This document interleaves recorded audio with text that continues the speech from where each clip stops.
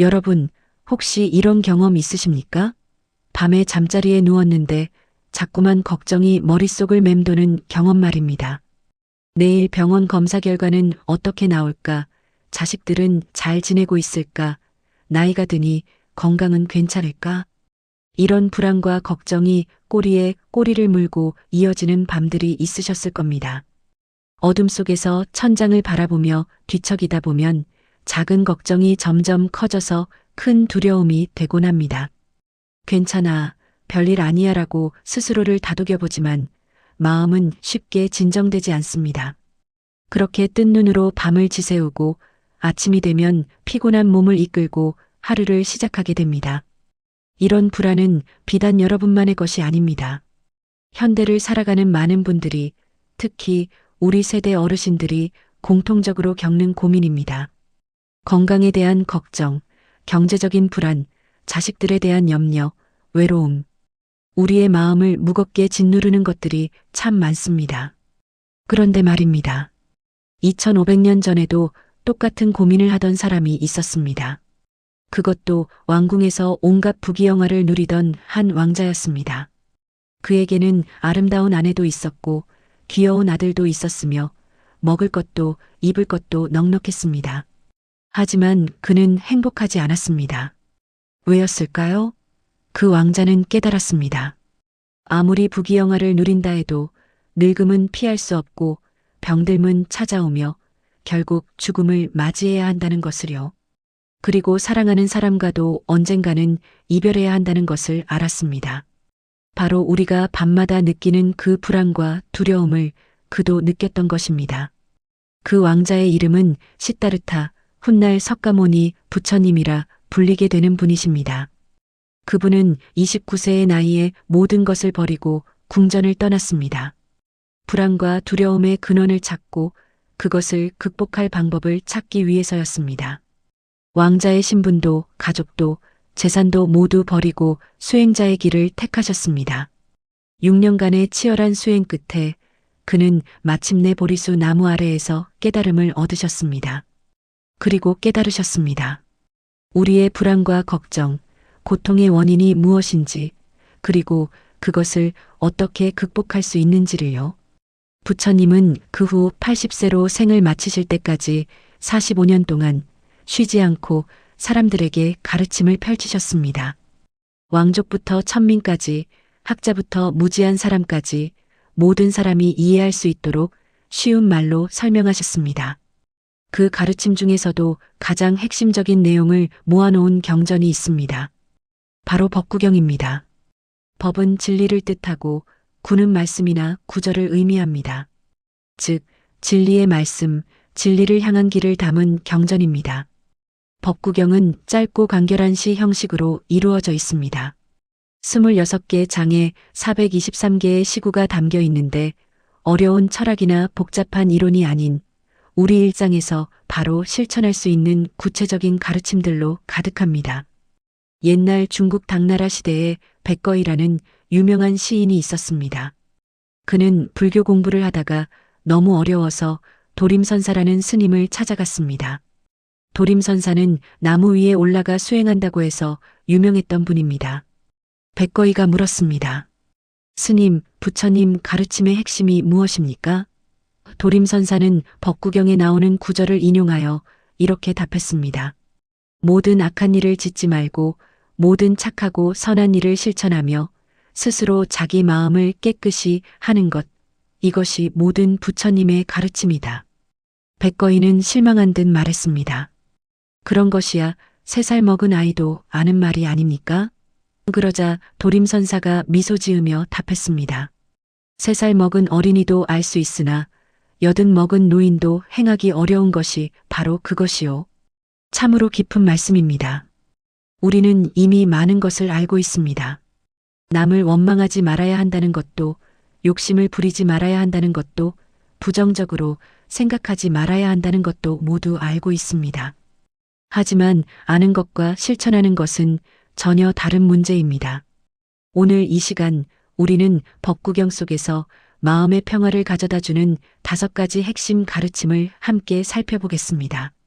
그리고 더 나아가 어떻게 하면 이 가르침들을 우리의 일상에서 실제로 실천할 수 있는지 구체적인 방법도 함께 나누겠습니다. 이 가르침들은 2500년이 지난 지금도 여전히 우리의 마음을 어루만지고 불안과 걱정을 잠재워 줄 수 있는 놀라운 힘을 가지고 있습니다. 듣기만 해도 마음이 편안해지고 실천하면 인생이 달라지는 부처님의 지혜, 지금부터 함께 만나보시겠습니다. 부처님의 이야기를 좀 더 자세히 들여다보겠습니다. 왜냐하면 부처님도 처음부터 깨달은 분이 아니었기 때문입니다. 그분도 우리처럼 고민하고 괴로워하고 방황했던 평범한 사람이었습니다. 기원전 5세기 지금의 네팔 지역에 위치한 카필라 왕국에서 한 아기가 태어났습니다. 아버지는 수토다나 왕이었고 어머니는 마야 부인이었습니다. 아기의 이름은 시타르타, 목적을 이룬 사람이라는 뜻입니다. 시타르타는 왕자로 태어나 아무 부족함 없이 자랐습니다. 아름다운 궁전에서 살았고 최고의 교육을 받았으며 맛있는 음식과 화려한 옷을 누렸습니다.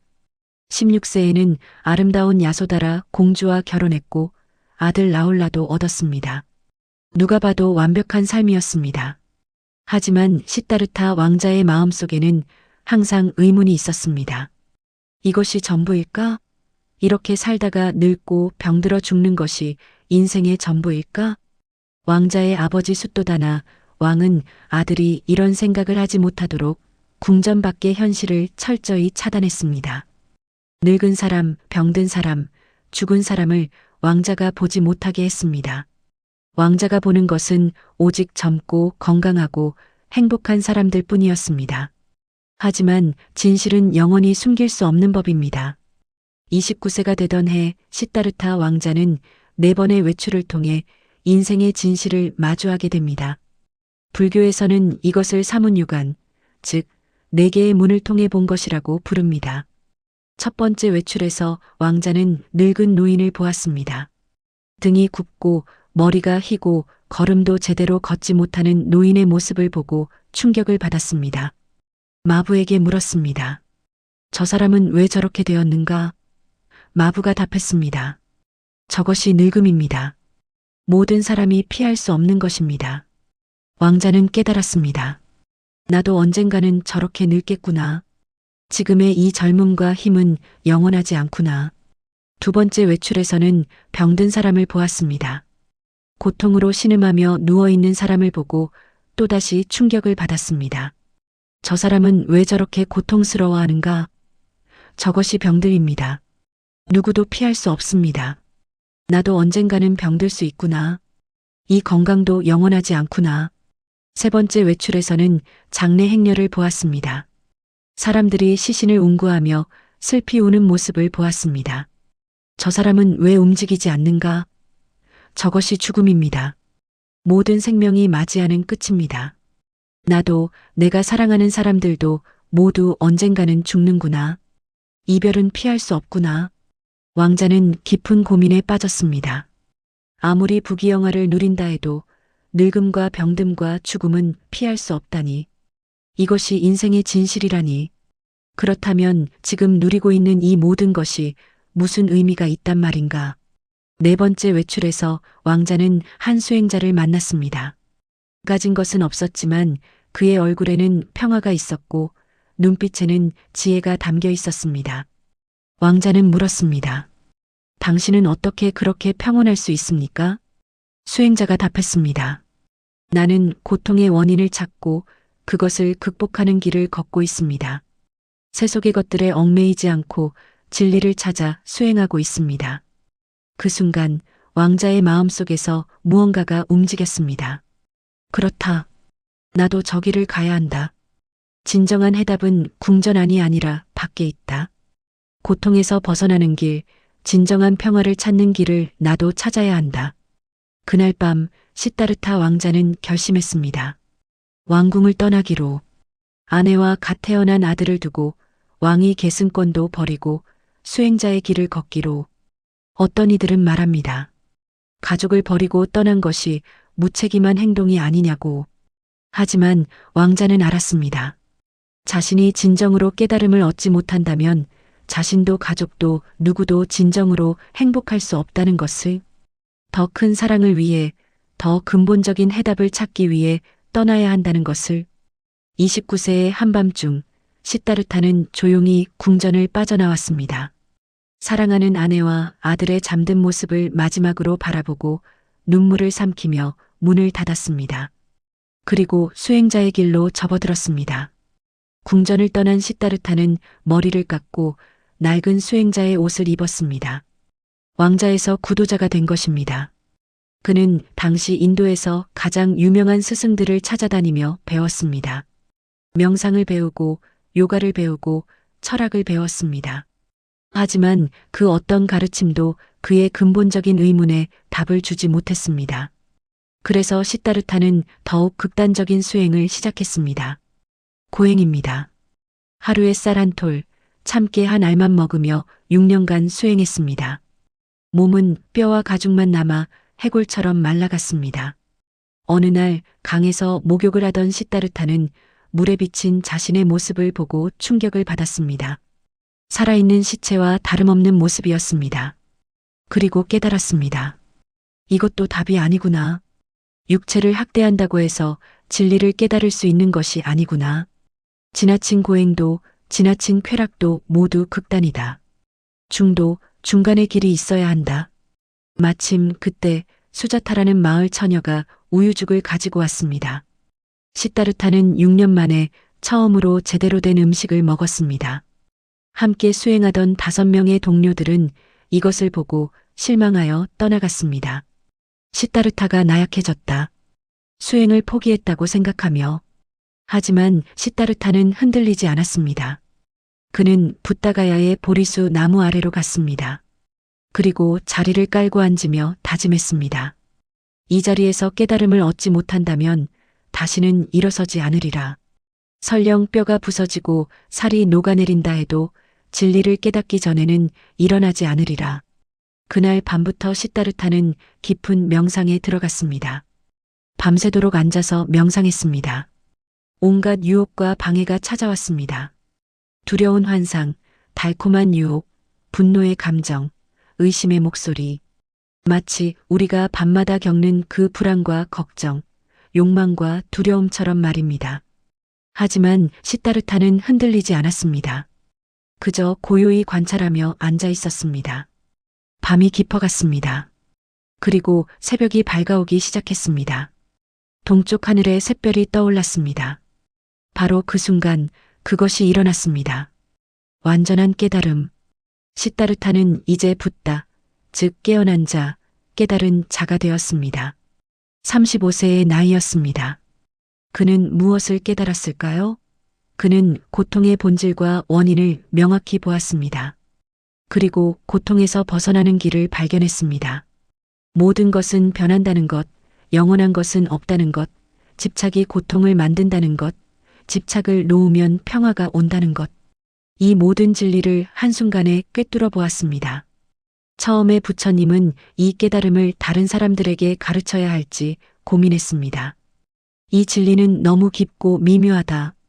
욕망에 빠진 사람들이 이해할 수 있을까? 헛수고가 되는 것은 아닐까? 하지만 이내 마음을 바꾸었습니다. 욕망의 먼지가 조금만 덮인 사람들도 있을 것이다. 그들에게는 이 가르침이 큰 도움이 될 것이다. 가르쳐야 한다. 부처님은 일어섰습니다. 그리고 첫 번째로 가르침을 전할 사람들을 찾아 걸었습니다. 바로 자신을 버리고 떠났던 5명의 수행자들이었습니다.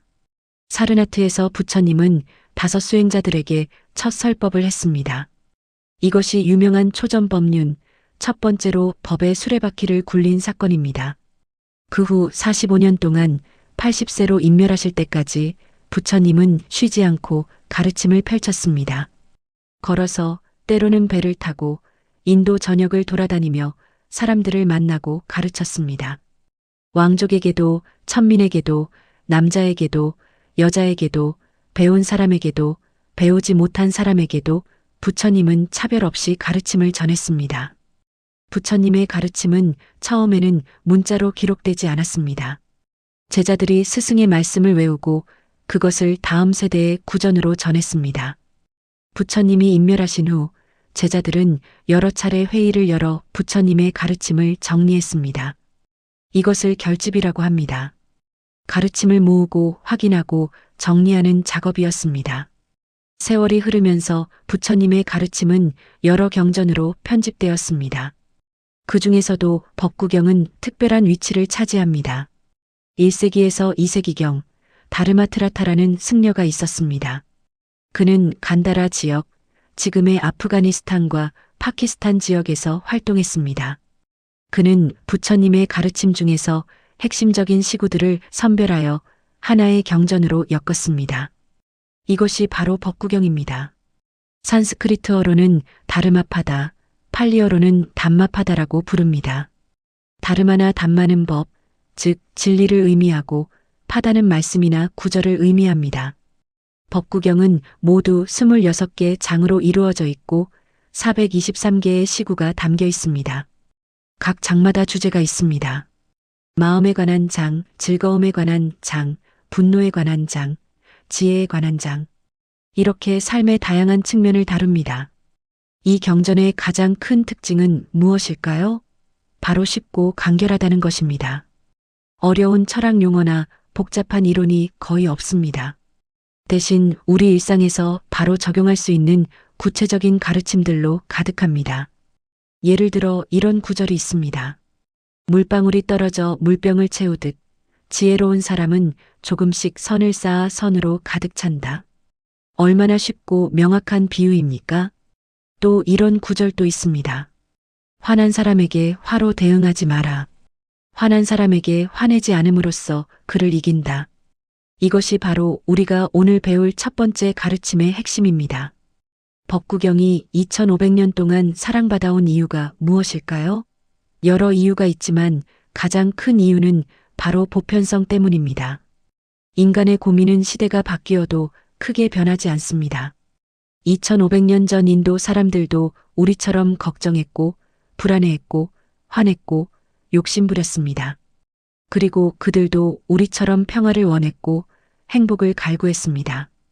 법구경은 바로 이런 보편적인 인간의 고민에 대한 답을 제시합니다. 그래서 동서양을 막론하고 불교 신자든 아니든 많은 사람들이 법구경을 읽고 위로받고 지혜를 얻습니다. 중국 당나라 시대의 유명한 이야기를 다시 한번 살펴보겠습니다. 백거이라는 시인이 있었습니다. 그는 당대 최고의 문인이었지만 불교에 대해서는 잘 알지 못했습니다. 어느 날 백거이는 도림선사라는 스님을 찾아갔습니다. 도림선사는 나무 위에 올라가 수행한다고 해서 조등선사, 즉 세둥지 선사라고도 불렸습니다. 백거이가 물었습니다. 스님, 저는 불교 경전을 읽어도 너무 어렵습니다. 부처님 가르침의 대의가 무엇입니까? 핵심만 간단히 말씀해 주십시오. 도림선사는 잠시 생각하더니 법구경에 나오는 한 구절을 인용했습니다. 제약막작 중선봉행 자정기의 시제불교. 모든 악한 일을 짓지 말고 모든 착하고 선한 일을 받들어 행하며 스스로 자기 마음을 깨끗이 하라. 이것이 모든 부처님의 가르침이다. 백거이는 이 말을 듣고 어이없다는 표정을 지었습니다. 스님, 그런 것이야 3살 먹은 아이도 아는 말이 아닙니까? 그게 부처님 가르침의 전부라니 너무 간단한 것 아닙니까?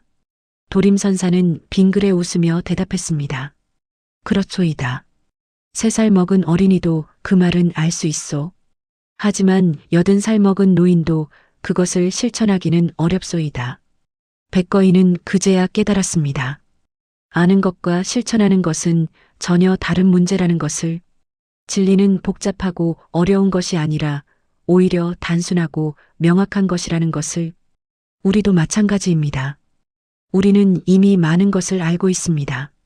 남을 미워하지 말아야 한다는 것, 욕심을 부리지 말아야 한다는 것, 화내지 말아야 한다는 것. 이 모든 것을 우리는 이미 알고 있습니다. 하지만 아십니까? 실제로 실천하는 것은 정말 어렵습니다.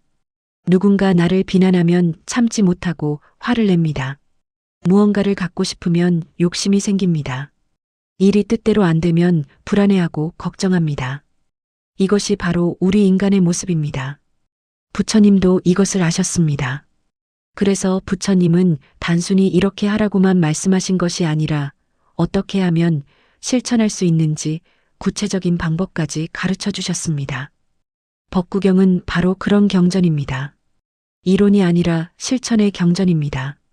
머리로 이해하는 것이 아니라 마음으로 체득하고 삶으로 실천하는 가르침입니다. 오늘 우리가 함께 살펴볼 5가지 가르침도 마찬가지입니다. 듣고 나면 아, 맞아. 그래야지 하고 고개를 끄덕이게 될 것입니다. 하지만 중요한 것은 그 다음입니다.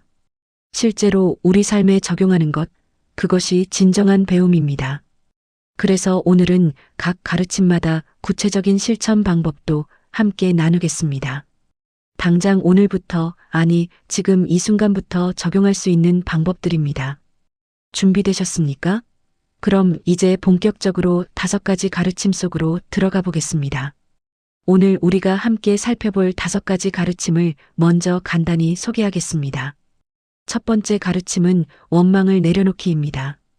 누군가 나를 공격하거나 비난할 때 우리는 본능적으로 반격하고 싶어집니다. 하지만 부처님은 말씀하십니다. 원망에 원망으로 대응하면 원망은 영원히 끝나지 않는다고. 대신 이제 됐다라고 말하며 살짝 힘을 빼면 서로의 원망이 잦아들고 마음이 편안해진다고 하십니다. 두 번째 가르침은 무논리 공격에 반응하지 않기입니다. 요즘 같은 시대에 특히 중요한 가르침입니다. SNS에서든 일상에서든 때로는 전혀 논리도 없고 근거도 없는 비난을 받을 때가 있습니다.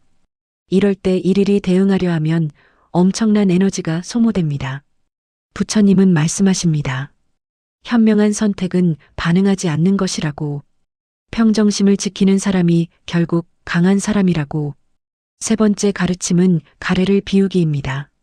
가래는 목마른 듯한 욕망을 의미합니다.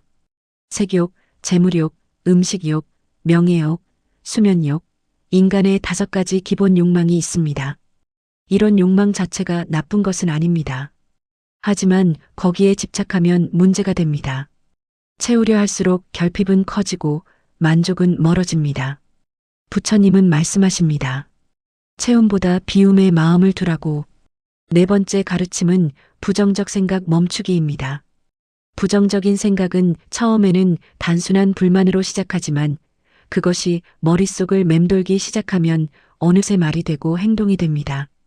그리고 습관이 되어 중독됩니다. 부처님은 법구경 117장에서 말씀하십니다. 부정적인 악업을 더 이상 반복하지 말고 멈추라고. 부정적 에너지를 마음에 담아두는 것은 고통을 늘릴 뿐이라고. 5번째 가르침은 자정기에, 즉 스스로 마음을 깨끗이 하기입니다. 이것은 앞에 4가지 가르침을 모두 아우르는 핵심입니다. 악한 일을 짓지 않고 선한 일을 실천하며 스스로 마음을 깨끗이 하는 것. 이것이 모든 부처님의 가르침입니다. 이 5가지 가르침은 서로 독립적인 것이 아니라 깊이 연결되어 있습니다. 원망을 내려놓으면 반응하지 않기가 쉬워지고 반응하지 않으면 욕망도 줄어들며 욕망이 줄어들면 부정적 생각도 줄어들고 결국 마음이 깨끗해집니다. 마치 산을 오르는 길과 같습니다. 5가지 길이 모두 정상으로 이어지지만 서로 연결되어 있어서 한 길을 가다 보면 다른 길도 함께 가게 됩니다. 이제부터 각 가르침을 하나씩 자세히 살펴보겠습니다. 그 의미가 무엇인지, 왜 중요한지, 그리고 가장 중요하게 어떻게 실천할 수 있는지 함께 배워보겠습니다. 먼저 첫 번째 가르침, 원망을 내려놓는 법부터 시작하겠습니다. 타인이 공격할 때 당신도 반격한다면 당신의 원망도 상대방의 원망도 잦아들기는커녕 증폭되어 무한히 이어집니다. 이제 됐다. 더는 원망하지 않는다. 이렇게 살짝 힘을 빼면 서로의 원망은 잦아들고 마음은 편안해집니다. 이것은 영원히 변하지 않는 진리입니다. 이것은 법구경에 나오는 부처님의 말씀입니다. 간단하고 명확한 말씀이지만 그 안에는 깊은 지혜가 담겨 있습니다. 우리는 살아가면서 수없이 많은 원망을 경험합니다. 때로는 우리가 다른 사람을 원망하고 때로는 다른 사람이 우리를 원망합니다. 가족 간에도 친구 사이에도 이웃끼리도 원망은 생깁니다. 특히 나이가 들수록 쌓인 원망이 많아집니다. 자식에 대한 서운함, 배우자에 대한 불만, 형제자매 간의 갈등, 친구나 지인과의 오해, 때로는 수십 년 전의 일인데도 아직도 마음에 걸리고 화가 나는 경우가 있습니다. 왜 이럴까요? 왜 우리는 원망을 쉽게 놓지 못할까요? 부처님은 말씀하십니다. 원망은 원망을 낳기 때문이라고. 누군가 나를 공격하면 나도 반격하고 싶어집니다. 그것이 인간의 본능입니다. 당신이 나한테 그랬으니 나도 당신한테 이렇게 할 거야. 이렇게 생각하게 됩니다. 하지만 그렇게 반격하면 어떻게 될까요? 상대방도 다시 반격합니다. 당신이 그러니까 나도 이러는 거야. 그리고 이것은 끝없이 이어집니다. 원망이 원망을 낳고 그것이 또 원망을 낳는 악순환입니다. 실제 사례를 하나 들어보겠습니다. 한 노부부가 있었습니다. 결혼한 지 40년이 넘었는데 부부 사이가 좋지 않았습니다. 서로 말도 잘하지 않고 함께 있어도 분위기가 냉랭했습니다. 왜 그렇게 되었을까요? 알고 보니 30년 전의 일 때문이었습니다. 남편이 사업에 실패했을 때 아내가 한 말이 남편의 마음을 깊이 상하게 했습니다. 당신은 항상 그래. 뭘 해도 제대로 못해. 이 한마디가 30년간 남편의 마음에 상처로 남았습니다. 남편은 그 이후로 아내에게 차갑게 대했습니다. 아내는 남편이 왜 그러는지 처음에는 몰랐지만 시간이 지나면서 남편이 나를 사랑하지 않는구나 라고 생각했습니다. 그래서 아내도 남편에게 차갑게 대했습니다. 30년이 흘렀습니다. 둘 다 노인이 되었습니다. 자식들도 다 커서 독립했습니다. 이제 둘만 남았는데 서로 말도 하지 않고 살았습니다. 어느 날 남편이 병원에서 암 진단을 받았습니다. 시한부 선고였습니다. 그제야 남편은 생각했습니다. 내가 이대로 죽어도 되는가? 아내와 화해하지 않고 죽어도 되는가? 남편이 용기를 내어 아내에게 말했습니다. 여보, 30년 전 그때 당신이 한 말 때문에 내가 많이 상처받았소. 그래서 그동안 당신을 멀리했소. 하지만 이제는 용서하고 싶소. 남은 시간 동안이라도 우리 사이좋게 지냅시다. 아내는 울었습니다. 당신 미안해요. 나는 그때 그 말이 당신을 그렇게 아프게 할 줄 몰랐어요. 나도 그동안 당신이 날 사랑하지 않는 줄 알고 마음 아팠어요. 이제라도 이야기해줘서 고마워요. 두 사람은 서로 껴안고 울었습니다. 30년의 세월이 한순간에 녹아내렸습니다. 그리고 남편이 세상을 떠날 때까지 6개월 동안 두 사람은 신혼처럼 다정하게 지냈습니다. 이 이야기에서 무엇을 배울 수 있을까요? 첫째, 원망은 시간이 지난다고 저절로 사라지지 않습니다. 30년이 지나도 원망은 그대로 남아 있었습니다. 오히려 시간이 지날수록 더 굳어지고 깊어집니다. 둘째, 원망은 서로를 불행하게 만듭니다. 남편도 불행했고 아내도 불행했습니다. 30년이라는 긴 세월을 둘 다 고통 속에서 보냈습니다. 셋째, 원망을 놓는 것은 어렵지 않습니다. 이제 됐다. 용서한다라는 한마디면 됩니다. 하지만 그 한마디를 하기까지가 어려운 것입니다. 부처님의 말씀을 다시 보겠습니다. 타인이 공격할 때 당신도 반격한다면 원망은 무한히 이어집니다. 이 말씀의 핵심은 무엇일까요? 바로 악순환을 끊어야 한다는 것입니다. 누군가는 먼저 멈춰야 합니다. 누군가는 이제 됐다라고 말해야 합니다. 그렇다면 어떻게 원망을 내려놓을 수 있을까요? 구체적인 실천 방법을 알려드리겠습니다. 첫 번째 단계, 원망을 인정하는 것입니다. 많은 분들이 원망하는 자신을 부끄러워합니다. 나는 좋은 사람이어야 하는데 왜 이렇게 미워하고 원망할까? 이런 생각 때문에 원망을 숨기려 합니다. 하지만 숨긴다고 사라지지 않습니다. 오히려 더 깊이 뿌리내립니다. 먼저 솔직하게 인정해야 합니다. 나는 지금 저 사람을 원망하고 있다. 화가 난다. 서운하다. 이렇게 인정하는 것이 첫 번째 단계입니다. 두 번째 단계, 상대방의 입장에서 생각해 보는 것입니다. 상대방은 왜 그렇게 행동했을까요? 나를 아프게 하려고 일부러 그랬을까요? 대부분의 경우 그렇지 않습니다. 30년 전 그 아내도 남편을 아프게 하려고 그 말을 한 것이 아니었습니다.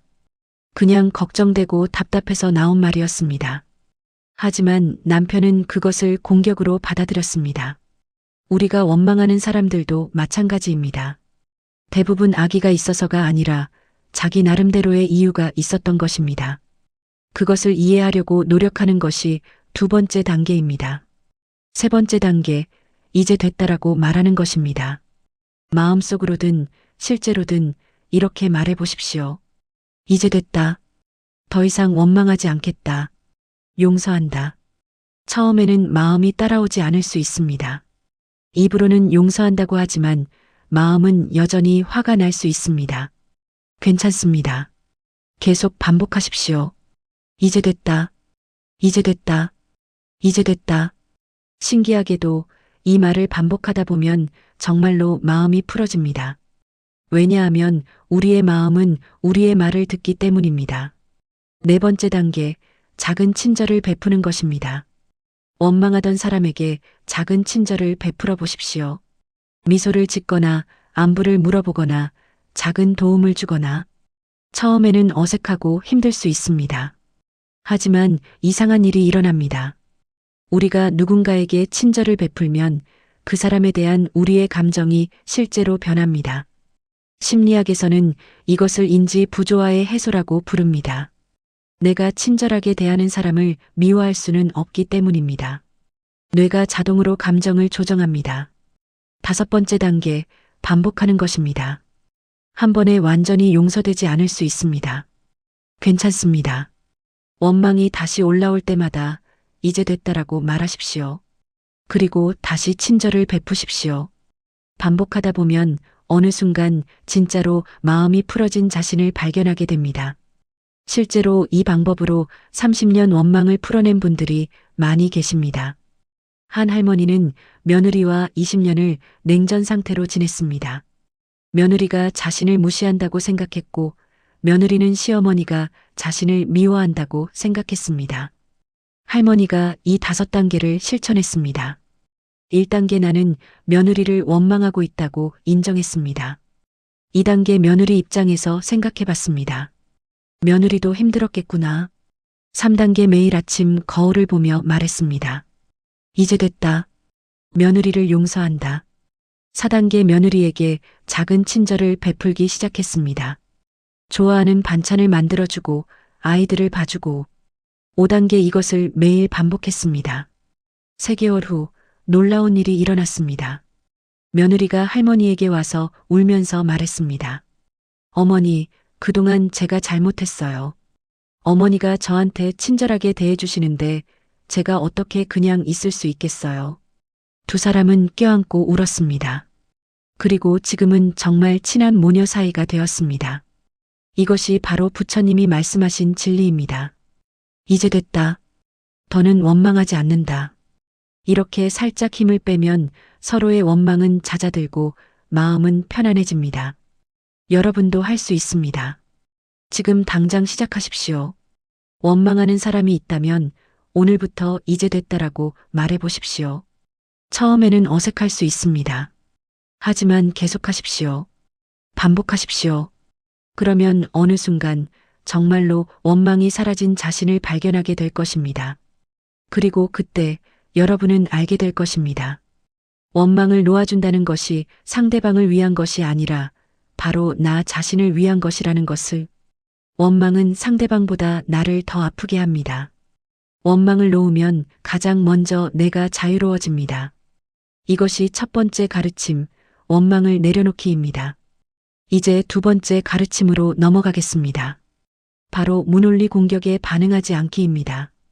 무논리 무개념 공격은 간단하고 쉽지만 이를 반박하려면 너무나 많은 에너지와 시간이 소비된다. 인간은 보고 싶은 대로 보기 때문이다. 이 말은 현대사회의 큰 문제를 정확히 짚고 있습니다. 특히 요즘 같은 시대에는 더욱 그렇습니다. SNS가 발달하면서 누구나 쉽게 의견을 표현할 수 있게 되었습니다. 좋은 점도 많지만 부작용도 만만치 않습니다. 근거도 없고 논리도 없는 비난과 공격이 너무 쉽게 일어납니다. 예를 들어볼까요? 어떤 분이 자신의 SNS에 오늘 날씨가 참 좋네요라고 올렸습니다. 별 뜻 없는 일상적인 글입니다. 그런데 댓글에 이런 글이 달립니다. 날씨 좋다고? 지구온난화로 지구가 망해가는데 그게 좋다는 거예요? 여유 부리시네요. 일은 하시고 그러시나요? 어휴, 나이 먹고 철없긴. 갑자기 왜 이런 공격을 받아야 할까요? 아무 잘못도 하지 않았는데 말입니다. 하지만 이것이 현대의 모습입니다. 문제는 이런 공격에 대응하는 것이 엄청나게 힘들다는 것입니다. 지구온난화와 무슨 상관이 있습니까? 라고 설명하려 해도 상대방은 또 다른 논리로 공격합니다. 그런 식으로 나오시네요. 역시 그럴 줄 알았어요. 아무리 설명해도 아무리 논리적으로 대응해도 소용이 없습니다. 왜냐하면 처음부터 논리가 없는 공격이기 때문입니다. 논리로 설득할 수 없습니다. 인간은 보고 싶은 대로 본다는 말이 핵심입니다. 심리학에서는 이것을 확증 편향이라고 부릅니다. 사람들은 자기가 믿고 싶은 것만 믿고 자기 생각을 확인해주는 정보만 받아들입니다. 이미 마음속에서 저 사람은 나쁜 사람이다라고 결론 내렸다면 그 사람이 무슨 말을 해도 나쁘게 해석합니다. 좋은 일을 해도 저건 위선이다. 아무것도 안 해도 무책임하다라고 합니다. 이것은 비단 SNS에서만의 문제가 아닙니다. 일상생활에서도 마찬가지입니다. 한 할아버지의 이야기입니다. 아파트 관리사무소에서 일하시는 분이었는데 어느 날 한 주민이 찾아와 화를 냈습니다. 왜 우리 층 복도 청소를 안 해줍니까? 다른 층은 다 깨끗한데 우리 층만 더러워요. 할아버지는 놀랐습니다. 모든 층을 똑같이 청소하는데 왜 그런 불만을 하시는지 이해할 수 없었습니다. 그래서 친절하게 설명했습니다. 죄송합니다. 저희가 매일 아침 8시에 모든 층을 청소하고 있습니다. 혹시 청소 후에 누군가 지나가며 쓰레기를 버린 것은 아닐까요? 그런데 그 주민은 더 화를 냈습니다. 지금 제 말을 안 믿는다는 거예요? 제가 거짓말한다는 거예요? 당신들은 항상 그래요. 주민 말은 안 듣고 자기들 말만 하잖아요. 할아버지는 당황했습니다. 자신은 거짓말쟁이로 몰리고 친절하게 설명하려던 것은 변명으로 받아들여졌습니다. 이것이 바로 무논리 공격입니다. 처음부터 결론이 정해져 있습니다. 관리사무소는 일을 제대로 안 한다. 이 결론에 맞춰서 모든 것을 해석합니다. 할아버지가 더 설명하려 하면 할수록 상황은 나빠졌습니다. 결국 할아버지는 지쳐서 죄송합니다. 앞으로 더 신경 쓰겠습니다라고 말하고 물러났습니다. 나중에 할아버지는 그 층을 직접 가서 확인해 봤습니다. 다른 층과 똑같이 깨끗했습니다. 아니, 어쩌면 더 깨끗했을지도 모릅니다. 할아버지가 특별히 더 신경 써서 청소했거든요. 하지만 그 주민은 여전히 불만이었습니다. 왜냐하면 처음부터 사실을 보려는 것이 아니라 자기 생각을 확인하려는 것이었기 때문입니다. 이런 경험 여러분도 있으시지 않습니까? 자식이 부모를 오해할 때도 그렇습니다. 엄마는 항상 나한테만 그래. 동생은 예뻐하면서. 이렇게 한번 생각하면 엄마가 무엇을 해도 차별하는 것으로 보입니다. 엄마가 밥을 더 주면 나보고 살쪄라는 거지, 안 주면 역시 나는 사랑받지 못해, 이렇게 생각합니다. 어떻게 해도 답이 없습니다. 며느리와 시어머니 사이도 마찬가지입니다. 한번 저 사람은 나를 싫어해라고 생각하면 모든 행동을 그렇게 해석합니다. 시어머니가 음식을 해주면 내 요리 솜씨를 무시하는 거야. 안 해주면 역시 날 며느리로 안 쳐주는구나, 이렇게 됩니다. 부처님은 이미 2500년 전에 이것을 아셨습니다. 그래서 법구경에 이런 구절이 있습니다. 어리석은 사람과 논쟁하지 마라. 그는 당신이 옳다는 것을 결코 인정하지 않을 것이다. 지혜로운 사람은 침묵으로 대응한다. 침묵은 때로 가장 강력한 답변이다. 왜 침묵이 강력한 답변일까요? 첫째, 에너지를 낭비하지 않기 때문입니다. 문논리 공격에 대응하려면 엄청난 에너지가 필요합니다. 설명하고, 증명하고, 변명하고. 하지만 결과는 대부분 허무합니다. 상대방은 여전히 안 믿습니다. 그 에너지를 차라리 나 자신을 위해, 내가 사랑하는 사람들을 위해, 의미 있는 일을 위해 쓰는 것이 낫습니다. 둘째, 내 평정심을 지킬 수 있기 때문입니다. 일일이 반응하다 보면 내 마음이 흔들립니다. 화가 나고 억울하고 스트레스 받습니다. 하지만 반응하지 않으면 내 마음은 평온합니다. 셋째, 진실은 시간이 지나면 드러나기 때문입니다. 당장은 오해받을 수 있습니다. 하지만 시간이 지나면 사실은 밝혀집니다. 거짓은 오래가지 못합니다. 넷째, 침묵 자체가 때로는 가장 강력한 메시지이기 때문입니다.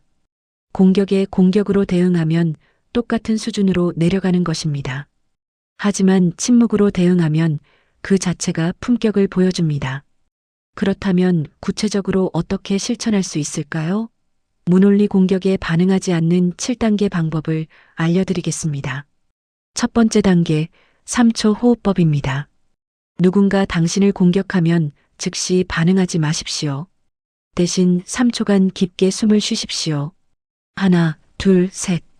이 3초가 당신을 구합니다. 왜냐하면 즉각적인 반응은 대부분 감정적이기 때문입니다.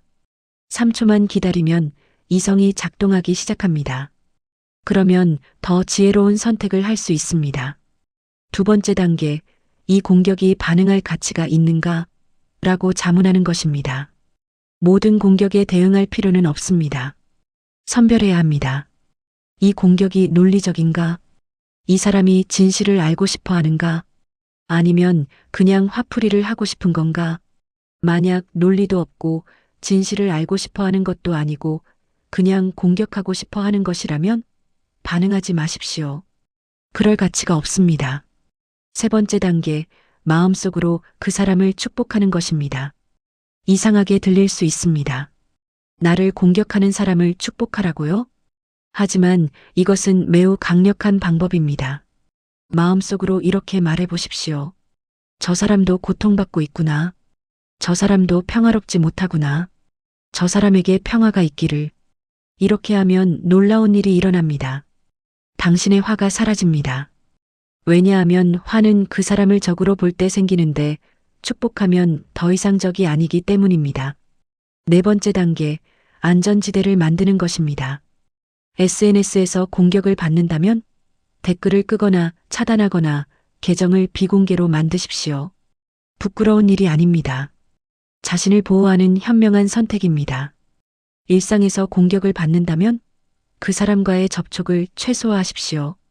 피할 수 없다면 대화 주제를 제한하십시오. 다섯 번째 단계, 신뢰할 수 있는 사람과 이야기하는 것입니다. 반응하지 않는다고 해서 혼자 사기라는 뜻이 아닙니다. 신뢰할 수 있는 친구나 가족에게 이야기하십시오.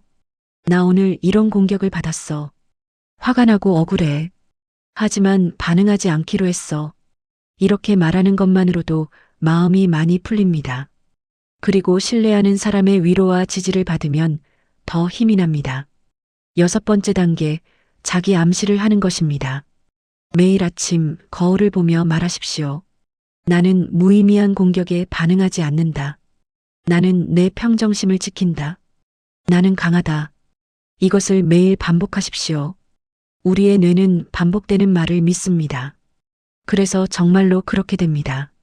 일곱 번째 단계, 진실은 시간이 증명한다는 것을 믿는 것입니다. 당장은 오해받을 수 있습니다. 당장은 억울할 수 있습니다. 하지만 걱정하지 마십시오. 진실은 언젠가 드러납니다. 거짓은 오래가지 못합니다. 시간이 당신의 편입니다. 여러분도 할 수 있습니다. 다음에 무의미한 공격을 받으면 이 7단계를 실천해 보십시오. 처음에는 어려울 수 있습니다. 반응하고 싶은 충동이 강할 수 있습니다. 하지만 참으십시오. 침묵하십시오. 그리고 기다리십시오. 시간이 지나면 당신은 알게 될 것입니다. 침묵이 얼마나 강력한 힘인지를, 평정심을 지키는 것이 얼마나 큰 승리인지를. 이것이 두 번째 가르침, 문논리 공격에 반응하지 않기입니다. 이제 세 번째 가르침으로 넘어가겠습니다. 바로 가래를 비우기입니다. 가래. 이 단어를 처음 들으시는 분들도 계실 것입니다. 사전적 정의를 보면 매우 좋아하고 사랑함이라고 나옵니다. 좋은 뜻처럼 들리지요? 하지만 불교에서 가래는 전혀 다른 의미를 가집니다. 가래는 번뇌에 얽혀 욕망의 애착함을 뜻합니다. 마치 목이 타는 사람이 물을 갈구하듯 끊임없이 무언가를 원하고 집착하는 마음입니다. 부처님은 인간의 기본 욕망을 5가지로 분류하셨습니다. 이것을 오욕, 5가지 욕망이라고 합니다. 첫째, 색욕입니다. 아름다운 것, 보기 좋은 것을 탐하는 욕망입니다. 젊고 아름답고 싶은 욕망, 멋진 모습으로 보이고 싶은 욕망입니다. 둘째, 재물욕입니다. 돈과 재산을 원하는 욕망입니다. 더 많이 가지고 싶고 더 부유해지고 싶은 욕망입니다. 셋째, 음식욕입니다. 맛있는 음식을 먹고 싶은 욕망입니다. 단순히 배를 채우는 것을 넘어서 더 맛있는 것, 더 좋은 것을 먹고 싶어 하는 욕망입니다. 넷째, 명예욕입니다. 인정받고 싶고 칭찬받고 싶고 존경받고 싶은 욕망입니다. 다른 사람보다 뛰어나 보이고 싶은 욕망입니다. 다섯째, 수면욕입니다. 편안하게 쉬고 싶고 고통스러운 일을 피하고 싶은 욕망입니다. 자, 이 5가지를 보면서 무엇이 느껴지십니까? 아마 이렇게 생각하실 것입니다. 이건 다 인간이라면 당연히 가지는 욕망 아닌가요? 이게 왜 나쁜 거죠? 맞습니다. 이 욕망들 자체는 나쁜 것이 아닙니다. 부처님도 욕망을 가지는 것 자체를 나쁘다고 하지 않으셨습니다. 문제는 집착입니다. 적당한 욕망은 우리를 살아가게 하는 동력입니다. 배가 고파야 밥을 먹고 추워야 옷을 입고 피곤해야 쉬게 됩니다. 이것은 자연스러운 것입니다. 하지만 욕망에 집착하면 문제가 됩니다. 아무리 먹어도 만족하지 못하고 더 먹고 싶어 합니다. 아무리 가져도 만족하지 못하고 더 갖고 싶어 합니다. 아무리 인정받아도 만족하지 못하고 더 인정받고 싶어 합니다. 이것이 바로 가래입니다. 마치 목마른 사람이 바닷물을 마시는 것과 같습니다. 마시면 마실수록 더 목이 마릅니다. 채우려 할수록 더 결핍이 커집니다. 특히 우리 시니어 세대가 가지는 가래는 어떤 것들이 있을까요? 첫째, 건강에 대한 가래입니다. 건강하고 싶은 것은 당연합니다. 하지만 과도하게 집착하면 문제가 됩니다. 어떤 분들은 하루 종일 건강 걱정만 합니다. 온갖 건강 프로그램을 보고 온갖 건강식품을 먹고 조금만 몸이 이상해도 큰 병이 아닐까 불안해합니다. 건강을 챙기는 것은 좋지만 거기에 집착하면 오히려 스트레스로 건강을 해칩니다. 역설적이지요? 둘째, 자식에 대한 가래입니다. 자식을 사랑하는 것은 당연합니다. 하지만 자식이 성공하기를, 잘 되기를, 행복하기를 과도하게 원하면 문제가 됩니다. 우리 아들은 왜 아직도 결혼을 안 할까? 우리 딸은 왜 좋은 회사에 못 들어갈까? 다른 집 자식들은 다 효도하는데 우리 자식은 왜 안 올까? 자식의 행복을 바라는 것이 자식에 대한 집착이 되면 자식도 부모도 모두 불행해집니다. 셋째, 노후 안정에 대한 가래입니다. 노후를 대비하는 것은 현명한 일입니다. 하지만 거기에 집착하면 현재를 즐기지 못합니다. 돈을 더 모아야 해. 혹시 병원비가 많이 들면 어쩌지? 더 아껴야 해. 나중에 요양원 들어가려면 돈이 많이 필요할 텐데. 물론 대비는 필요합니다. 하지만 과도한 걱정으로 지금 이 순간을 놓치면 안 됩니다. 내일을 위해 오늘을 희생하면 결국 내일이 와도 또 다른 내일을 걱정하게 됩니다. 넷째, 인정에 대한 가래입니다. 나이가 들수록 인정받고 싶은 욕구가 커집니다. 나는 평생 이렇게 열심히 살았는데 왜 아무도 알아주지 않지? 젊은 사람들이 나를 무시하는 것 같아. 나도 예전에는 잘 나갔는데. 인정받고 싶은 마음은 이해합니다. 하지만 거기에 집착하면 자꾸 비교하게 되고 남의 시선을 의식하게 되고 결국 자존감이 낮아집니다. 이 모든 가래의 공통점이 무엇일까요? 바로 결핍입니다. 채워지지 않는 결핍이 자리하고 있습니다. 아무리 건강해도 더 건강해지고 싶고, 아무리 자식이 잘해도 더 잘했으면 싶고, 아무리 돈이 있어도 더 있었으면 싶고, 아무리 인정받아도 더 인정받고 싶습니다. 왜 그럴까요? 왜 우리는 만족하지 못할까요? 부처님은 이렇게 설명하십니다. 우리가 행복을 밖에서 찾기 때문이라고. 건강, 재산, 명예, 사랑, 이 모든 것을 외부에서 구하려 하기 때문에 영원히 만족할 수 없다고. 외부의 것들은 변합니다. 건강도 변하고, 재산도 변하고, 명예도 변하고, 관계도 변합니다. 변하는 것에 집착하면 불안할 수밖에 없습니다. 한 할아버지의 이야기를 들려드리겠습니다. 그 할아버지는 평생 돈을 모으셨습니다. 젊었을 때는 가족을 위해, 중년에는 자식 교육을 위해, 노년에는 노후를 위해 열심히 일하고 아끼셨습니다. 80세가 되었을 때 할아버지는 상당한 재산을 모으셨습니다. 아파트도 몇 채 있고 예금도 많았습니다. 객관적으로 보면 넉넉한 노후였습니다.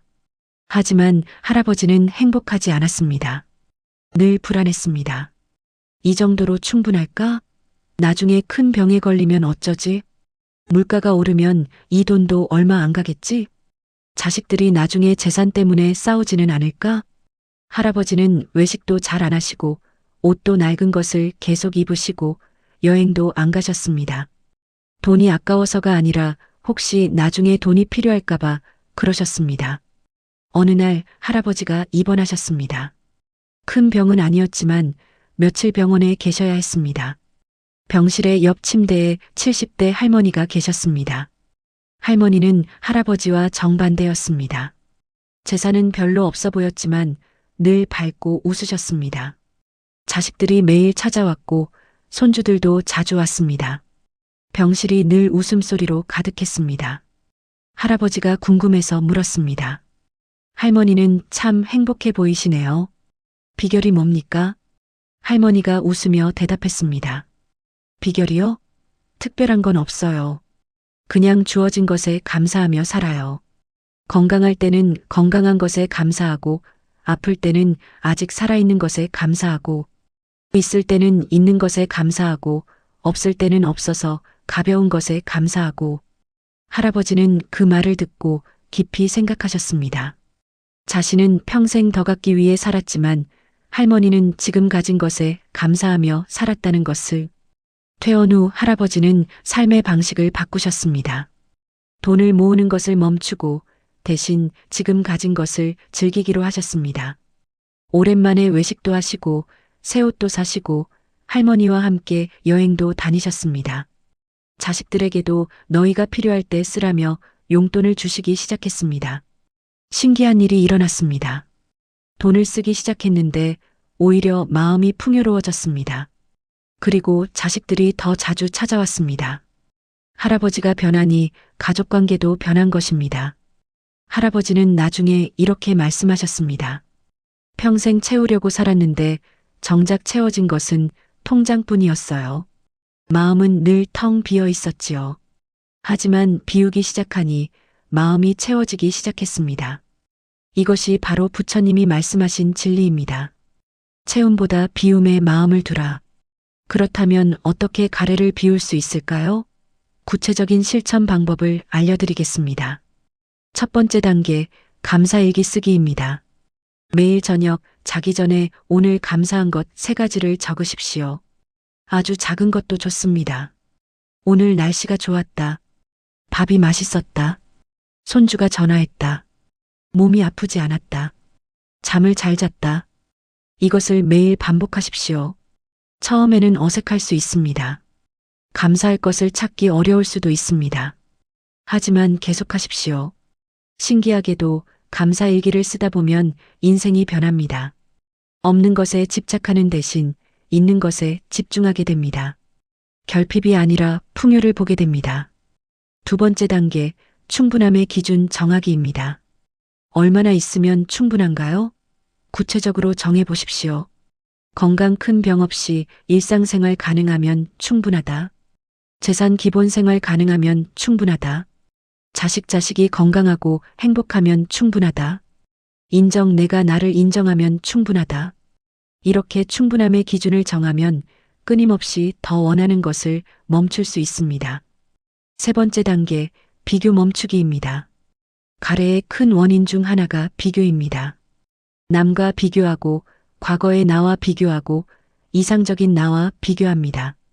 저 사람은 나보다 돈이 많아. 저 사람 자식은 나보다 효도해. 예전에 나는 지금보다 건강했어. 이런 비교를 멈추십시오. 비교는 불행의 시작입니다. 대신 이렇게 생각하십시오. 나는 나일 뿐이다. 남은 남이고 과거는 과거다. 지금 여기 이 순간의 나로 충분하다. 네 번째 단계, 나누기입니다. 역설적이게도 비우는 가장 좋은 방법은 나누는 것입니다.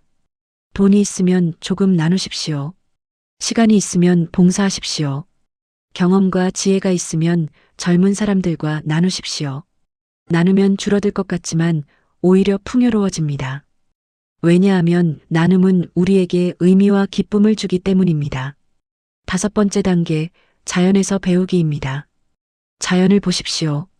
나무는 봄에 꽃을 피우고 여름에 잎을 무성하게 하고 가을에 열매를 맺고 겨울에 모든 것을 내려놓습니다.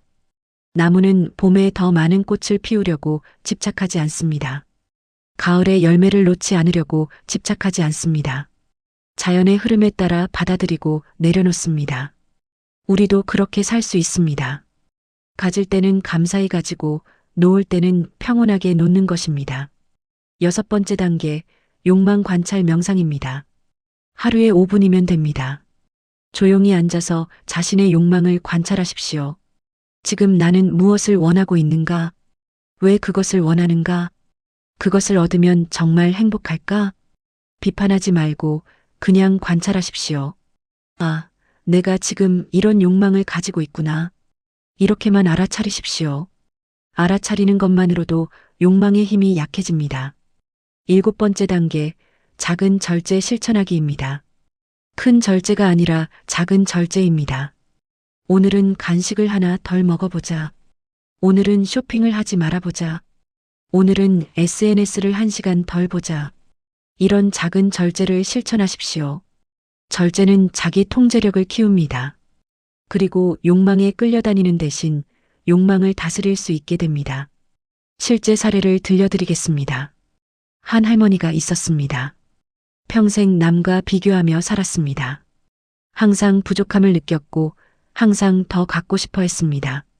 70세가 되었을 때 할머니는 우울증에 걸렸습니다.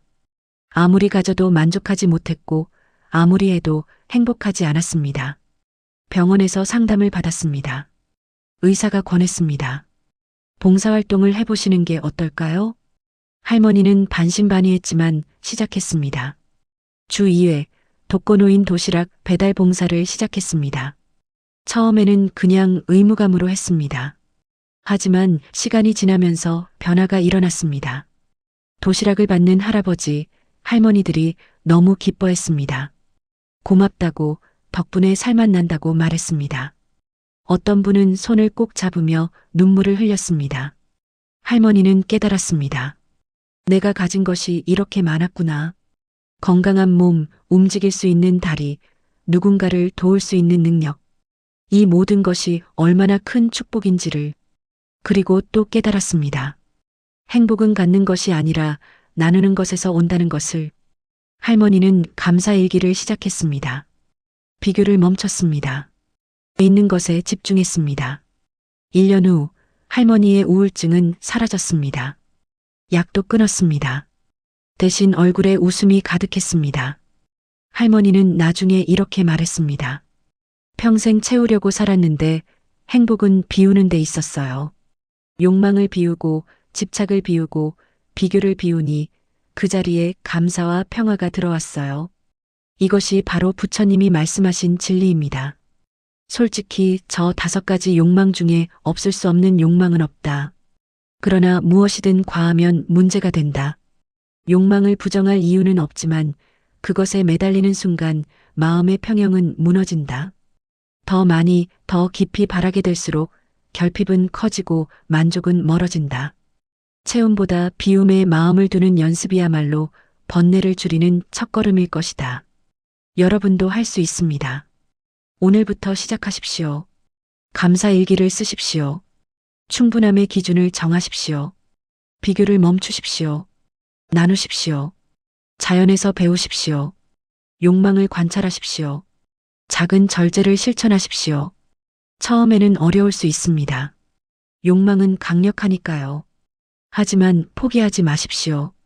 조금씩 천천히 실천하십시오. 그러면 어느 순간 여러분은 발견하게 될 것입니다. 행복은 더 많이 갖는 것이 아니라 지금 가진 것에 감사하는 것이라는 것을, 채우는 것이 아니라 비우는 것이라는 것을. 이것이 세 번째 가르침, 가래를 비우기입니다. 이제 네 번째 가르침으로 넘어가겠습니다. 부정적 생각 멈추기입니다. 법구경 117장에 이런 말씀이 있습니다. 만일 당신이 부정적인 생각에 사로잡히거나 그것에 의해 부정적으로 말하고 행동한다면 그 악업을 더 이상 반복하지 않고 멈춰야 합니다. 부정적인 에너지는 자극적이라 습관이 되기에 그 중독에 빠지지 않도록 조심하세요. 부정적인 악업의 에너지를 마음에 담아두는 것은 고통을 늘릴 뿐입니다. 이 말씀을 천천히 음미해 보겠습니다. 부정적인 생각. 우리 모두 가끔씩, 아니 자주 하게 됩니다. 나는 쓸모없는 사람이야. 모든 것이 잘못될 거야. 아무도 나를 이해하지 못해. 인생이 왜 이렇게 힘들까? 나만 불행한 것 같아. 이런 생각들 한 번쯤은 해보셨을 것입니다. 특히 나이가 들수록 이런 부정적 생각이 더 자주 찾아옵니다. 왜 그럴까요? 첫째, 상실의 경험이 쌓이기 때문입니다. 젊음을 잃고 건강을 잃고 때로는 사랑하는 사람을 잃습니다. 상실은 부정적 생각을 낳습니다. 둘째, 미래에 대한 불안이 커지기 때문입니다. 남은 시간이 점점 줄어들고 할 수 있는 것도 줄어들고 의존해야 하는 것이 늘어납니다. 셋째, 과거에 대한 후회가 많아지기 때문입니다. 그때 저렇게 하지 말 걸, 그때 이렇게 했어야 하는데. 돌이킬 수 없는 과거에 대한 후회가 부정적 생각을 만듭니다. 문제는 부처님이 말씀하신 대로 부정적인 생각이 단순히 생각으로 끝나지 않는다는 것입니다.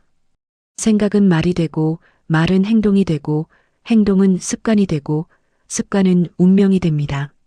처음에는 단순한 불만이었습니다. 오늘 날씨가 별로네. 하지만 그 생각이 머릿속을 맴돌기 시작합니다. 요즘 날씨가 왜 이렇게 안 좋지? 날씨 때문에 기분도 안 좋아. 나이 들어서 날씨에 더 민감한가 봐. 건강도 예전 같지 않고. 그러다 말로 나옵니다. 날씨 때문에 기분이 영 안 좋네. 요즘 들어 몸도 아프고. 그리고 행동으로 나타납니다. 밖에 나가지 않고 집에만 있습니다. 사람들을 만나지 않습니다. 활동을 줄입니다. 그것이 습관이 됩니다. 날씨가 좋아도 밖에 나가지 않습니다. 왜냐하면 이미 나는 집에 있는 사람이 되었기 때문입니다. 결국 이것이 운명이 됩니다. 고립되고 우울해지고 건강도 나빠집니다. 이 모든 것이 오늘 날씨가 별로네라는 작은 부정적 생각에서 시작되었습니다. 부처님은 이것을 정확히 아셨습니다. 그래서 부정적인 생각에 사로잡히거나 그것에 의해 부정적으로 말하고 행동한다면이라고 하셨습니다. 생각, 말, 행동의 연쇄를 끊어야 한다는 것입니다.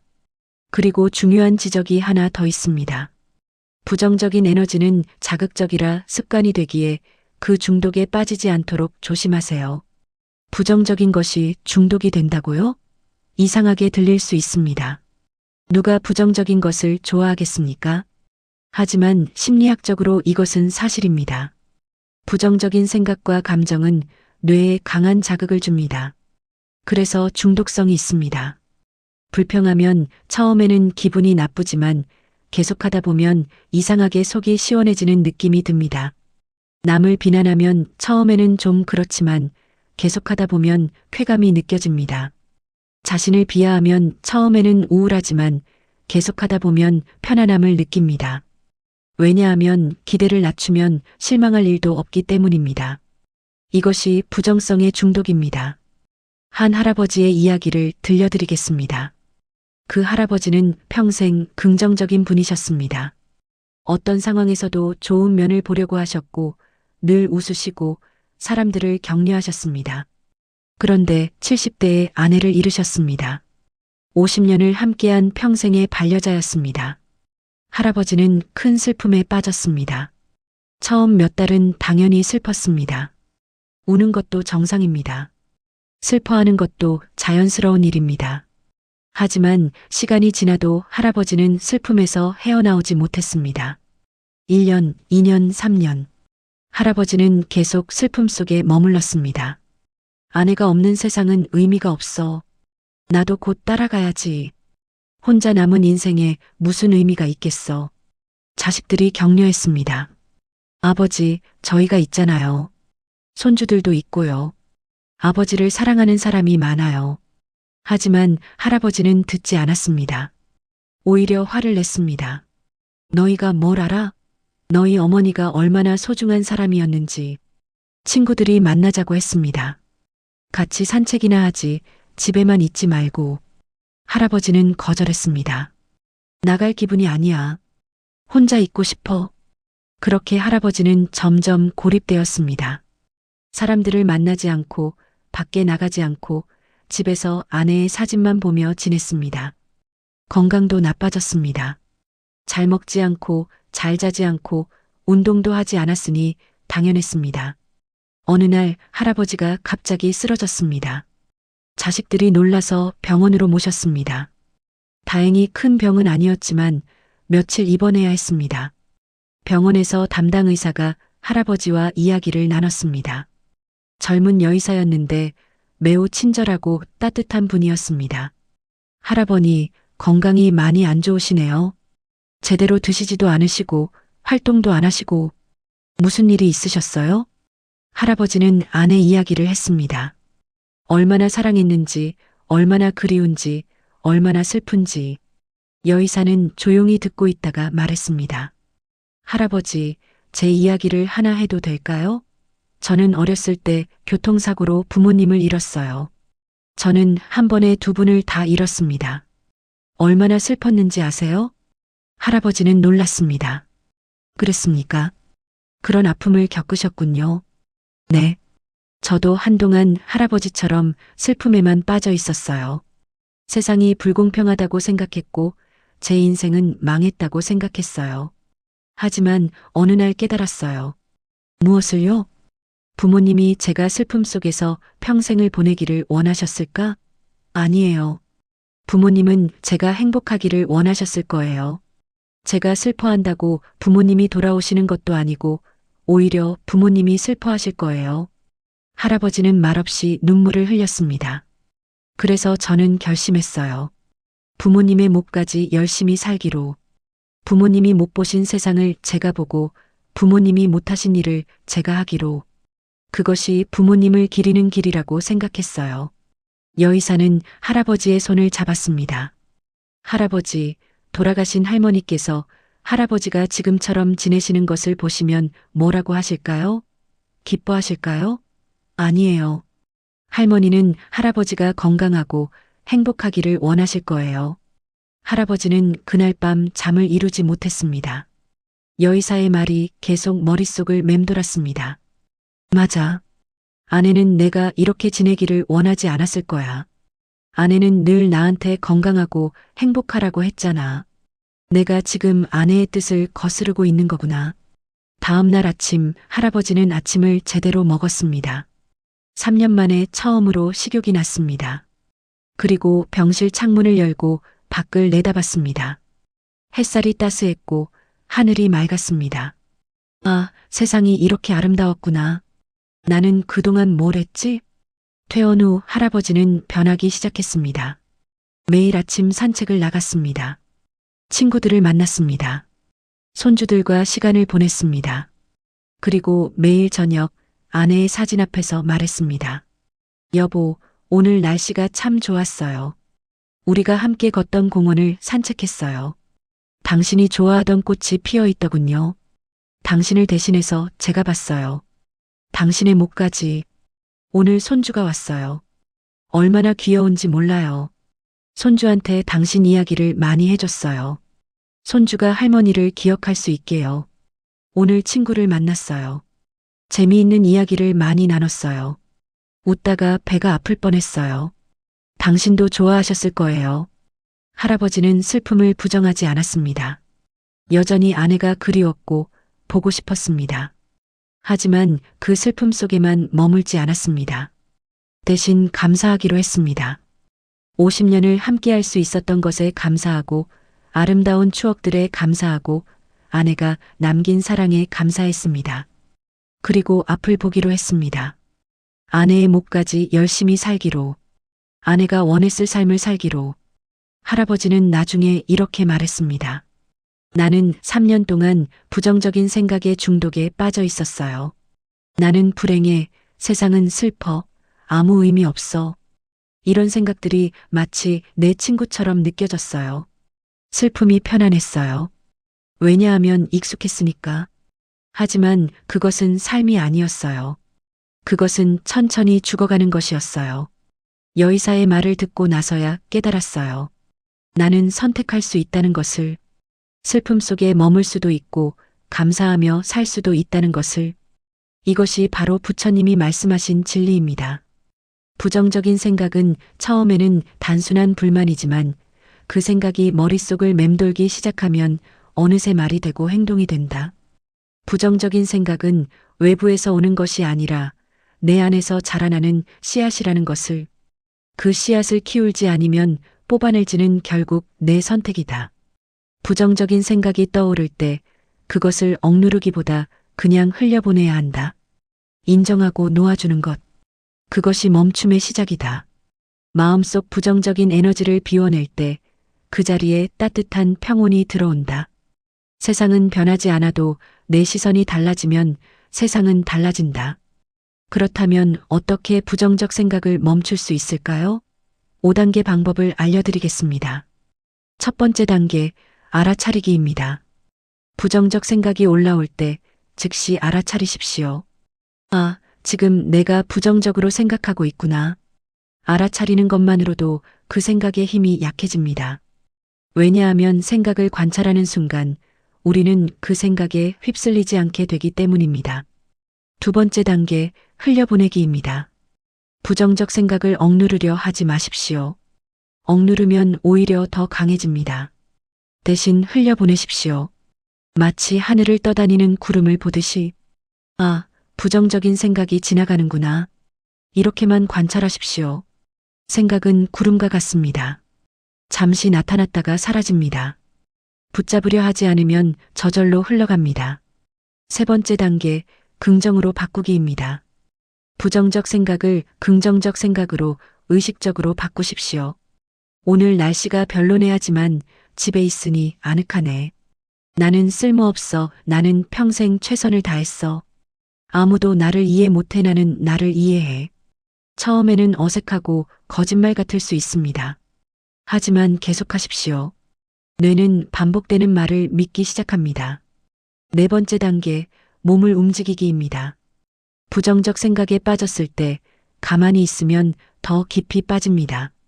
몸을 움직이십시오. 일어나서 걷기, 스트레칭하기, 창문 열고 심호흡하기, 물 한 잔 마시기. 몸을 움직이면 뇌의 화학작용이 변합니다. 부정적 사고 회로가 끊어지고 새로운 회로가 작동합니다. 다섯 번째 단계, 감사찾기입니다. 부정적 생각이 올 때마다 의식적으로 감사한 것 하나를 찾으십시오. 지금 이 순간 감사한 것이 뭐가 있을까? 숨을 쉴 수 있다. 지붕이 있다. 따뜻한 집이 있다. 사랑하는 사람이 있다. 감사는 부정성의 가장 강력한 해독제입니다. 여러분도 할 수 있습니다. 오늘부터 실천하십시오. 부정적 생각을 알아차리고 흘려보내고 긍정으로 바꾸고 몸을 움직이고 감사를 찾으십시오. 처음에는 하루에 10번, 20번 부정적 생각이 올 수 있습니다. 하지만 계속 실천하십시오. 어느 순간 부정적 생각이 줄어든 자신을 발견하게 될 것입니다. 그리고 그 자리에 평온과 감사가 자리 잡은 것을 보게 될 것입니다. 이것이 네 번째 가르침, 부정적 생각 멈추기입니다. 이제 마지막 다섯 번째 가르침으로 들어가겠습니다. 바로 자정기에, 즉 스스로 마음을 깨끗이 하라는 가르침입니다. 당나라 시대 백거이와 도림선사의 대화를 다시 한번 떠올려 보겠습니다. 백거이가 물었습니다. 부처님 가르침의 대의가 무엇입니까? 도림선사가 답했습니다. 제약막작 중선봉행 자정기의 시제불교. 모든 악한 일을 짓지 말고 모든 착하고 선한 일을 받들어 행하며 스스로 그 마음을 깨끗이 하라. 이것이 모든 부처님의 가르침이다. 백거이는 3살 먹은 아이도 아는 말이 아닙니까? 라고 했고, 도림선사는 3살 먹은 어린이도 알 수 있으나 80 먹은 노인도 행하기 어렵다고 답했습니다. 이 짧은 네 구절 속에 불교의 모든 가르침이 들어 있습니다. 그리고 오늘 우리가 함께 살펴본 5가지 가르침도 모두 여기에 포함됩니다. 제약막장 모든 악을 짓지 말라. 원망하지 말고, 무논리 공격에 반응하지 말고, 욕망에 집착하지 말고, 부정적으로 생각하지 말라. 이것이 바로 악을 짓지 않는 것입니다. 악이라고 하면 거창한 것을 생각합니다. 살인, 도둑질, 사기. 하지만 부처님이 말씀하신 악은 이런 큰 범죄만을 뜻하지 않습니다.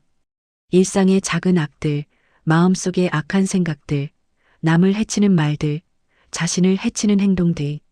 이 모든 것이 악입니다. 누군가를 원망하는 것도 악입니다. 나 자신도 아프고 상대방도 아프게 하니까요. 무의미한 논쟁에 뛰어드는 것도 악입니다.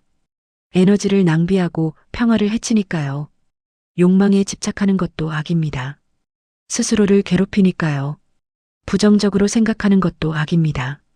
자신을 해치니까요. 이런 작은 악들을 짓지 않는 것, 이것이 첫 번째입니다. 중선봉행 모든 선을 받들어 행하라. 원망을 놓아주고 침묵으로 대응하고 감사하며 살고 긍정적으로 생각하라. 이것이 바로 선을 행하는 것입니다. 선도 거창할 필요가 없습니다. 큰 기부, 큰 봉사만이 선이 아닙니다. 누군가를 용서하는 것도 선입니다. 평정심을 지키는 것도 선입니다. 감사하는 것도 선입니다. 긍정적으로 생각하는 것도 선입니다. 미소 짓는 것도 선입니다. 따뜻한 말 한마디를 건네는 것도 선입니다. 이런 작은 선들을 매일 실천하는 것, 이것이 두 번째입니다. 자정기에 스스로 그 마음을 깨끗이 하라. 이것이 핵심입니다. 악을 짓지 않고 선을 행하는 것도 중요하지만 가장 중요한 것은 마음을 깨끗이 하는 것입니다. 왜냐하면 모든 것은 마음에서 시작되기 때문입니다. 마음이 깨끗하면 악을 짓지 않게 됩니다. 마음이 깨끗하면 자연스럽게 선을 행하게 됩니다. 마음이 깨끗하면 평화롭고 행복합니다. 그렇다면 어떻게 마음을 깨끗이 할 수 있을까요? 오늘 우리가 배운 5가지 방법이 바로 그것입니다. 첫째, 원망을 내려놓으면 마음이 깨끗해집니다. 둘째, 무의미한 반응을 멈추면 마음이 깨끗해집니다. 셋째, 욕망을 비우면 마음이 깨끗해집니다. 넷째, 부정적 생각을 멈추면 마음이 깨끗해집니다. 다섯째, 이 모든 것을 매일 실천하면 마음이 깨끗해집니다. 시제불교 이것이 모든 부처님의 가르침이다. 복잡한 철학도 어려운 이론도 아닙니다. 바로 이것입니다. 악을 짓지 말고 선을 행하고 마음을 깨끗이 하는 것. 3살 먹은 아이도 이해할 수 있을 만큼 간단합니다. 하지만 80 먹은 노인도 실천하기 어려울 만큼 깊습니다. 왜 어려울까요? 왜 우리는 알면서도 실천하지 못할까요? 이유는 간단합니다. 습관 때문입니다. 우리는 평생 원망하는 습관, 반응하는 습관, 욕망에 집착하는 습관, 부정적으로 생각하는 습관을 길러왔습니다. 이 습관들은 너무나 강력합니다. 하지만 습관은 바꿀 수 있습니다. 새로운 습관을 만들 수 있습니다. 어떻게? 반복입니다. 매일 매 순간 의식적으로 실천하는 것입니다. 원망이 올라올 때마다 이제 됐다라고 말하는 것. 공격받을 때마다 3초 호흡하는 것. 욕망이 올라올 때마다 감사 일기를 쓰는 것. 부정적 생각이 올 때마다 알아차리고 흘려보내는 것. 이것을 매일 매순간 반복하는 것입니다. 처음에는 하루에 100번 실패할 수 있습니다. 괜찮습니다. 다시 시작하십시오. 10번째에는 성공할 수 있습니다. 그리고 그 성공이 쌓이면 어느 순간 새로운 습관이 됩니다. 원망하지 않는 습관, 반응하지 않는 습관, 감사하는 습관, 긍정적으로 생각하는 습관. 이것이 바로 마음을 깨끗이 하는 것입니다. 현대적 재해석 과학이 증명한 부처님의 지혜. 흥미롭게도 부처님의 가르침은 현대 과학으로 증명되고 있습니다. 하버드 의대 연구에 따르면 8주간의 마음챙김 명상이 불안을 58% 감소시켰다고 합니다. 마음챙김 명상이란 무엇입니까? 바로 부처님이 가르치신 것입니다. 지금 이 순간에 집중하고 생각을 관찰하고 흘려보내는 것입니다. 원망을 내려놓는 것도 마음챙김입니다. 반응하지 않는 것도 마음챙김입니다. 부정적 생각을 알아차리는 것도 마음챙김입니다. 신경과학자들이 발견한 놀라운 사실이 있습니다. 우리의 뇌는 변합니다. 생각과 행동에 따라 뇌의 구조가 실제로 변한다는 것입니다. 이것을 신경가소성이라고 합니다. 부정적으로 생각하는 습관이 있으면 뇌의 부정적 회로가 강화됩니다. 그러면 더 부정적으로 생각하기 쉬워집니다. 반대로 긍정적으로 생각하는 습관을 들이면 뇌의 긍정적 회로가 강화됩니다. 그러면 더 긍정적으로 생각하기 쉬워집니다. 부처님은 2500년 전에 이것을 아셨습니다. 마음을 어떻게 쓰느냐에 따라 삶이 달라진다. 현대과학이 이제야 부처님의 지혜를 증명하고 있습니다. 심리학 연구에 따르면 용서하는 사람이 용서하지 않는 사람보다 우울증이 47% 낮고 불안이 52% 낮으며 삶의 만족도가 38% 높고 수명이 평균 7년 길다고 합니다. 원망을 내려놓는 것은 상대방을 위한 것이 아닙니다. 바로 나 자신의 건강과 행복을 위한 것입니다. 의학 연구에 따르면 감사 일기를 쓰는 사람은 스트레스 호르몬이 23% 감소하고 행복 호르몬이 18% 증가하며 수면의 질이 35% 향상되고 면역력이 증가합니다. 감사는 단순한 정신적 활동이 아닙니다. 실제로 우리 몸의 화학작용을 변화시킵니다. 부처님의 가르침은 종교적 교리가 아닙니다. 과학적으로 증명된 삶의 기술입니다. 에필로그 당신의 여정. 여러분, 우리는 긴 여정을 함께 해왔습니다. 90분 동안 부처님의 5가지 가르침을 배웠습니다. 원망을 내려놓기, 무논리 공격에 반응하지 않기, 가래를 비우기, 부정적 생각 멈추기, 스스로 마음 깨끗이 하기. 이 모든 것의 핵심은 하나입니다. 마음의 평화입니다. 2500년 전 인도에서 한 왕자가 마음의 평화를 찾아 나섰습니다. 그는 모든 것을 버렸습니다. 왕궁도 가족도 재산도. 왜였을까요? 그도 우리처럼 불안했고 걱정했고 두려웠기 때문입니다. 늙음, 병들, 죽음 앞에서 그는 절망했습니다. 이것이 인생의 전부인가? 이 고통에서 벗어날 방법은 없는가? 6년간의 치열한 수행 끝에 그는 깨달았습니다. 고통의 원인은 외부가 아니라 내부에 있다는 것을, 집착, 욕망, 무지가 고통을 만든다는 것을, 그리고 그것을 놓으면 평화가 온다는 것을. 부처님은 그 후 45년 동안 이 진리를 가르치셨습니다. 왕족에게도 천민에게도 남자에게도 여자에게도 똑같이 가르치셨습니다. 누구나 마음의 평화를 얻을 수 있다. 특별한 사람의 것이 아니다. 깨달음은 먼 곳에 있지 않다. 바로 당신의 마음속에 있다. 오늘 우리가 배운 것도 바로 그것입니다. 마음의 평화는 멀리 있지 않습니다.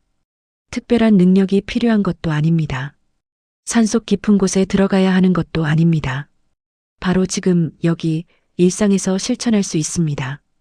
오늘 누군가가 당신을 화나게 했습니까? 이제 됐다라고 말해 보십시오. 오늘 무의미한 공격을 받았습니까? 3초 호흡하고 침묵하십시오. 오늘 무언가를 간절히 원했습니까?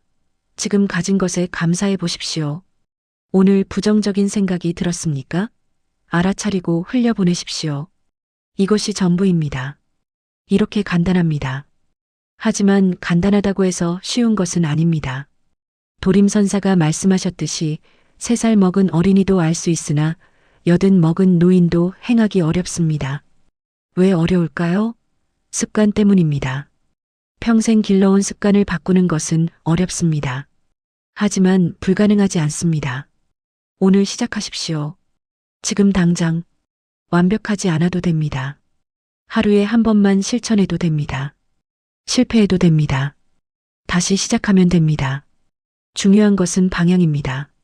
어디로 가고 있는가? 원망에서 용서로, 반응에서 침묵으로, 집착에서 비움으로, 부정에서 긍정으로, 혼란에서 평화로, 이 방향으로 한 걸음씩 나아가는 것, 그것이 바로 수행입니다. 부처님도 하루아침에 깨닫지 않으셨습니다. 6년간의 수행이 있었습니다. 그리고 깨달은 후에도 45년간 끊임없이 실천하셨습니다. 우리도 마찬가지입니다. 평생의 여정입니다. 하지만 그 여정의 매 순간이 의미 있습니다. 한 걸음 나아갈 때마다 마음이 조금씩 가벼워집니다. 한 번 용서할 때마다 마음이 조금씩 평화로워집니다. 한 번 감사할 때마다 마음이 조금씩 풍요로워집니다. 그리고 어느 날 돌아보면 알게 될 것입니다. 내가 참 많이 변했구나. 내 마음이 참 평화로워졌구나. 그것이 바로 부처님이 말씀하신 깨달음입니다. 거창한 것이 아닙니다. 평범한 일상에서 평화를 찾는 것입니다. 여러분, 오늘 이 순간부터 시작하십시오. 원망하는 사람이 있다면 지금 이제 됐다라고 말해 보십시오. 무의미한 공격에 화가 났다면 지금 깊게 숨을 쉬어 보십시오. 더 갖고 싶은 것이 있다면 지금 가진 것 하나에 감사해 보십시오. 부정적인 생각이 든다면 지금 그것을 알아차리고 흘려보내십시오. 지금 이 순간이 시작입니다. 부처님은 말씀하셨습니다. 천리길도 한 걸음부터 시작된다고. 오늘 한 걸음을 내디뎠다면 내일은 2걸음을 갈 수 있습니다. 모레는 3걸음, 한 달 후에는 100걸음, 1년 후에는 1000걸음. 그렇게 걷다 보면 어느새 마음의 평화라는 목적지에 도착해 있을 것입니다. 아니, 목적지는 따로 없습니다. 걷는 그 순간순간이 평화입니다. 실천하는 그 자체가 깨달음입니다. 여러분은 이미 시작했습니다. 오늘 90분 동안 이 이야기를 들으며 여러분의 마음은 이미 움직이기 시작했습니다. 이제 그것을 삶으로 옮기십시오. 아는 것을 행하는 것으로, 이해를 실천으로. 그것이 바로 부처님의 가르침입니다. 제약막장 악을 짓지 말고, 중선봉행선을 행하고, 자정기에 깨끗이 하라. 시제불교 이것이 모든 부처님의 가르침이다. 여러분의 삶에 평화가 깃들기를 바랍니다. 여러분의 마음이 맑고 고요해지기를 바랍니다. 여러분이 행복하기를 바랍니다. 부처님의 가르침이 여러분의 삶을 밝히는 등불이 되기를 바랍니다. 마지막으로 다시 한번 말씀드립니다. 원망을 내려놓으십시오. 그러면 당신이 자유로워집니다. 반응하지 마십시오. 그러면 평정심을 지킬 수 있습니다. 비우십시오. 그러면 마음이 풍요로워집니다. 긍정적으로 생각하십시오. 그러면 세상이 달라 보입니다. 마음을 깨끗이 하십시오. 그러면 평화가 찾아옵니다. 이 5가지를 기억하십시오. 그리고 실천하십시오. 오늘부터, 지금부터 한 걸음씩 천천히. 여러분은 할 수 있습니다. 부처님도 처음에는 평범한 사람이었습니다. 고민하고 괴로워하고 방황했습니다. 하지만 포기하지 않았습니다. 계속 실천했습니다. 그래서 마침내 깨달았습니다. 여러분도 그렇게 할 수 있습니다. 완벽하지 않아도 됩니다. 천천히 가도 됩니다. 때로 넘어져도 됩니다. 중요한 것은 멈추지 않는 것입니다. 계속 걷는 것입니다. 계속 실천하는 것입니다. 그러면 반드시 언젠가 여러분도 마음의 평화를 얻게 될 것입니다. 그날까지 함께 걸어가십시다. 부처님의 가르침과 함께, 여러분의 용기와 함께, 그리고 서로에 대한 사랑과 지지와 함께. 여러분, 감사합니다. 오늘 이 시간을 함께 해주셔서 감사합니다. 부처님의 말씀이 여러분의 삶에 평화와 기쁨을 가져다 주기를 진심으로 기원합니다. 건강하십시오. 행복하십시오. 평화로우십시오. 나무 관세음보살